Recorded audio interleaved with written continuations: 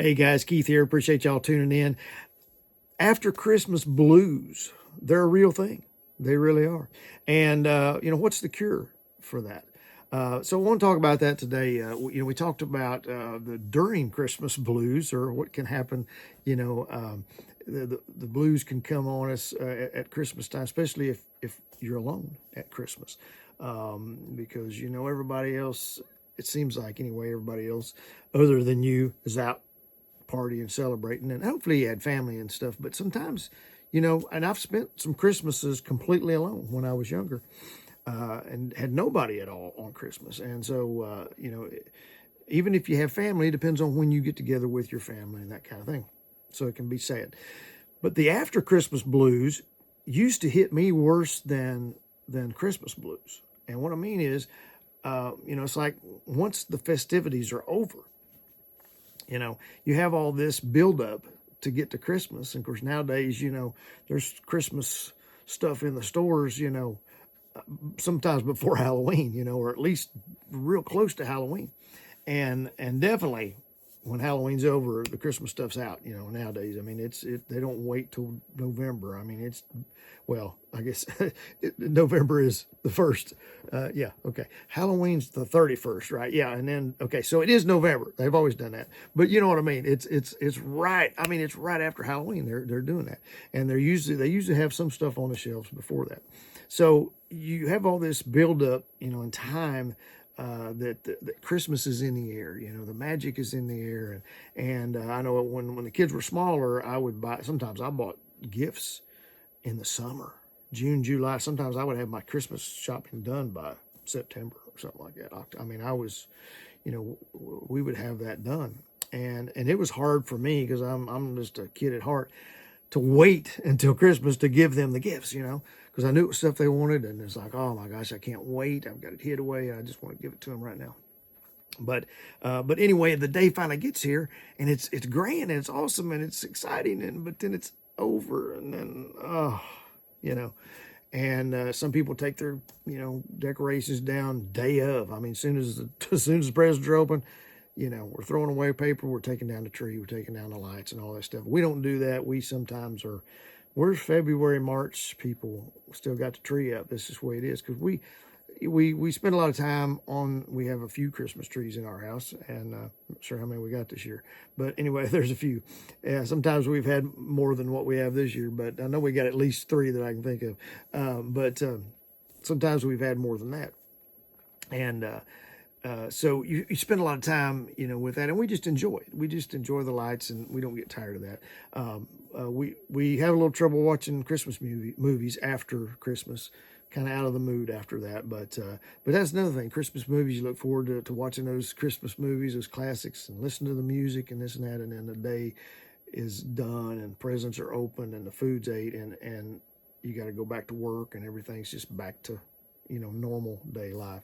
So it can be sad. When I was a kid, I'm an only child, so when I was a kid, I had more Christmas blues as a young person probably than an older person, but I've had it, in my adulthood as well.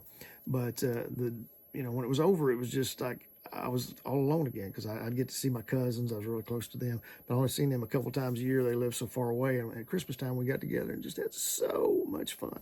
And then it'd be over, So just kind of a sad time. It's like, so what's the cure? What can we do, to get past these blues?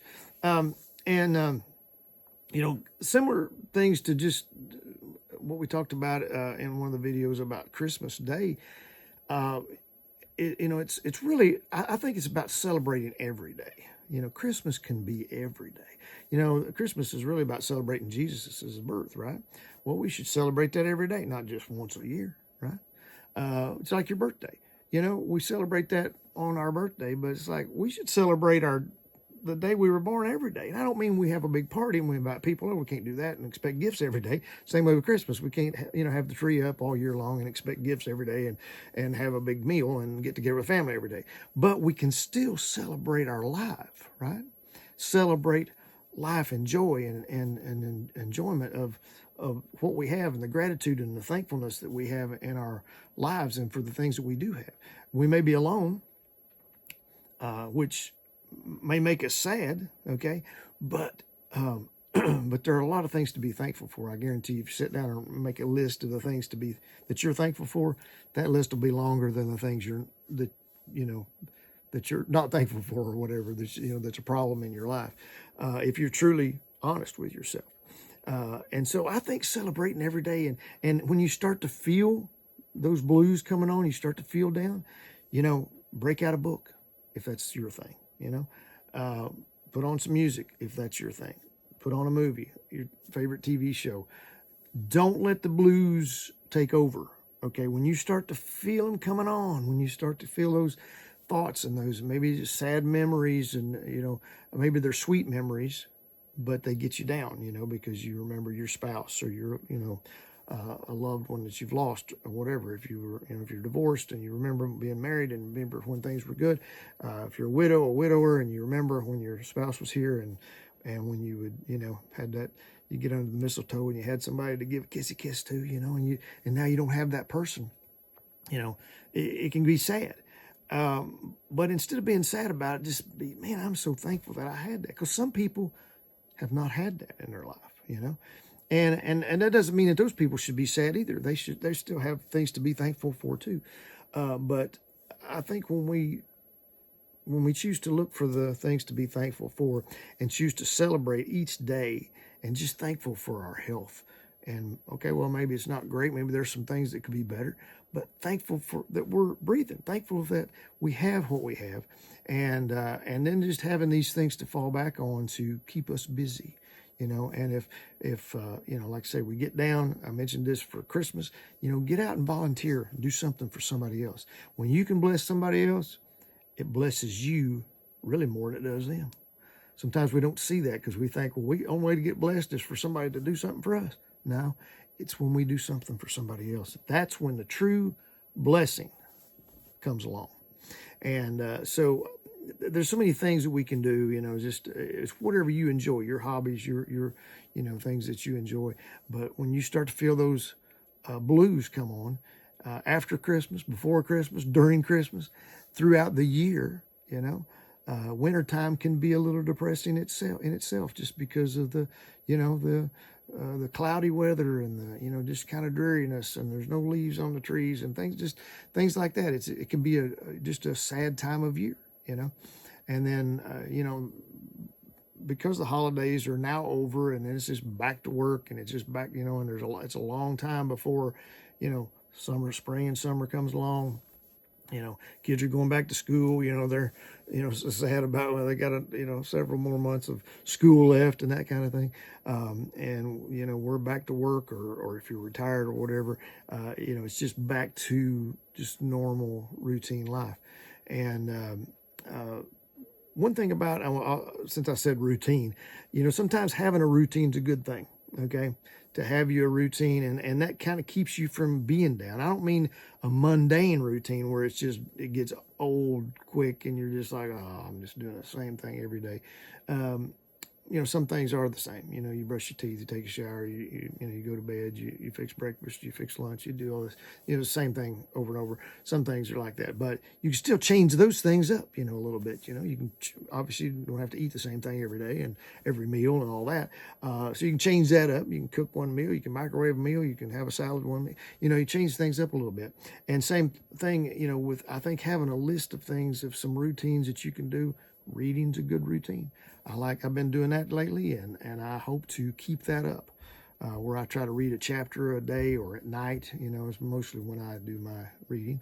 You can watch my YouTube videos. That always makes people feel good. You know what I mean? I'm just kidding. Hopefully it doesn't make you sad. But anyway, whatever it is that excites you and that maybe changes things up. I say, listen to music, watching movies, a new hobby, just learning a new skill. I play guitar, and I want to get better at it. So I'm trying to learn some new licks on the guitar this year. So some of this is some New Year's stuff coming in here into play. But just having something that you enjoy doing, that you can push those blues away. And I don't mean hide the blues and cover them up. Sometimes you got to deal with them. It's okay to be sad sometimes. Sadness is not a bad thing.